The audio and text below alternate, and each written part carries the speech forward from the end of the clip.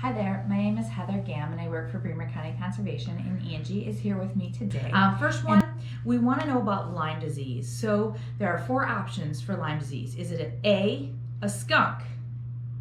Is it B, a raccoon?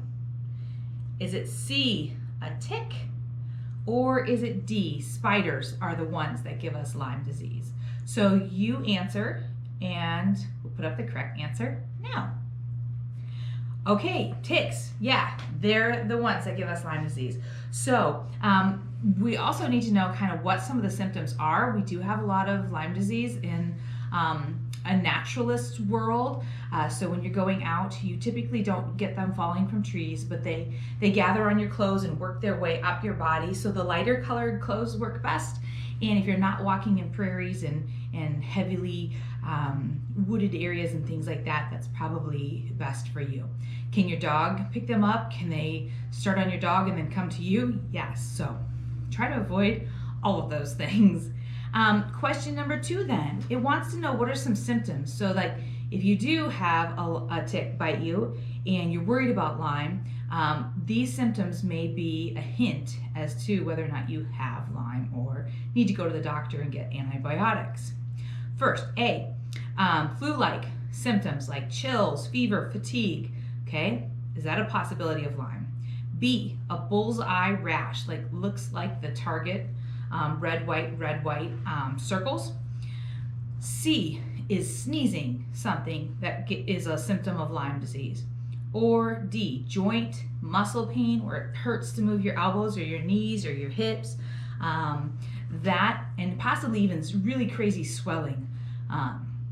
So the final answer selection is E, which is both flu-like symptoms, a bullseye rash, and also includes that joint and muscle pain or swelling. Which answer do you think it actually is? A, B, C, D, or E? The answer is actually E. It contributes all those things. So if you picked one of those, flu-like symptoms, or you picked the bullseye rash, or you picked the joint and muscle pain or swelling, those are all right, but you might also need to think about some of the other things that are on that list. Okay, there's lots of other things to talk about. If you were to be outside, rabies might be another thing to consider and just know about. That's why we get our dogs a rabies vaccine, so that we know that they won't contract that and give it to us, because nobody wants to have rabies. Next, we're going to move on to life jackets. So sometimes when we're in the outdoors, we might need a life jacket. So if I'm trying my life jacket on and I can't get it on, that's a bad sign. Maybe I haven't worn a life jacket in a whole year. Okay, so if I try it on and it doesn't zip, is that good? Does that work for me? No. Okay, so I have to loosen the straps, and each life jacket is different and has different straps, so I'm going to loosen that up. Probably some 4th grader wore this life jacket last, and so I'm not a 4th grader anymore, so I have to make it bigger for myself. And so as I loosen up each and every one of those, now can I zip it? Sure can. Miss Angie, could you maybe help me tighten those now? Okay, so I don't want it to go up and over my head. If that happens, is it going to save me from drowning? No. So Miss Angie, she's going to tighten those straps for me. Whoa, she's really good at this, you guys. Okay, I'm turning around. And each one of those gets a little bit snugger. And if I can still breathe, it's good. So now can I lift it up over my head? No. And that's what I want. I want it to be comfy, snug, and when I sit down, I don't want it to go up and over my head, especially if I'm sitting in the kayak or the canoe. Okay, so this is a good fit. The way that I know that this is safe is I can still read all the wording in the back of the life jacket, okay? It also says that it's for an adult person, and it's a medium to large size, okay? It also says that it is for anyone who weighs more than 90 pounds. So that's another thing. There are also life jackets for youth. If you weigh less than 90 pounds, then you would have to get a youth-sized life jacket. So that's another thing that we can try. Always looking in the back, always making sure mom and dad are trying it on before you get one. That's usually the best idea. So if I go in a kayak this summer on a river and I'm paddling, do I need to wear a life jacket? The answer is no. It's not required. Do I have to have one in the boat? Yes. But you know what I do anyway? I wear my life jacket, okay? How about you? That's, I skipped a question, but let's try it. Let's try 4 first.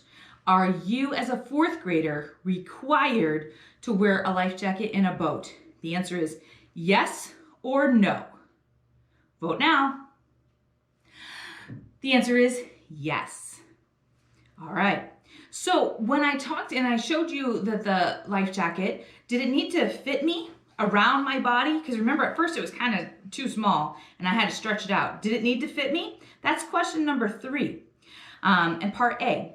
Or B, was I able to like take it over my head? And if it did go over my head, was that good or was that bad?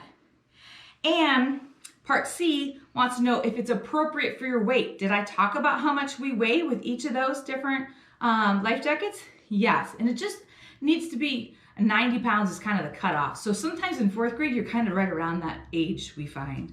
Or is it all of those things? D. And the answer is all of those things. It really is. It has to fit around you. If it doesn't fit around you, it doesn't fit you. If it goes over your head and you can't snug it up, then it doesn't fit you.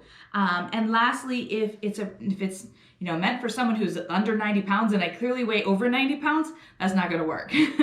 So that's question number 3. So for question number 5, we really get to a serious question, and we're asking how long might it take for a child to drown without a life jacket on? And lots of people tell me constantly that they are going to put their life jacket on, and when you're in active drowning, you're in an emergency situation, your canoe or kayak has flipped, you really don't have time. Answer A is 60 seconds. Answer B is 20 seconds. Answer C is 40 seconds.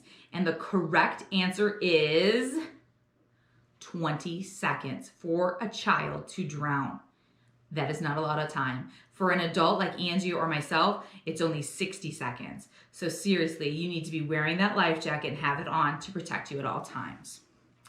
Okay, number 6 is all about wild plants in the outdoors. So sometimes we encounter the ticks, sometimes we encounter water problems. The last one is about harmful plants. And it wants to know the name of this plant. Is it A, stinging nettles, B, poison ivy, C, poison oak, or D, wild parsnip? And the answer is poison ivy. And you'll see that on your sheet. Okay, question number 7. What is the plant, poison ivy, harmful to some humans? And the answer is A, it gives people a rash. B, it makes people smell bad. C, it makes people crazy. D, it makes people itch. Or the final answer, E, is answers both A, rash, and D, itch, is correct. And the answer is actually E. So it gives you a rash and it does make you itch. It doesn't really make you crazy unless you're crazy with the itching, and it doesn't really make you smell bad. Other things might make you smell bad. All right, that's just a quick lesson. Thanks so much for listening. We hope you have a great day. Bye-bye.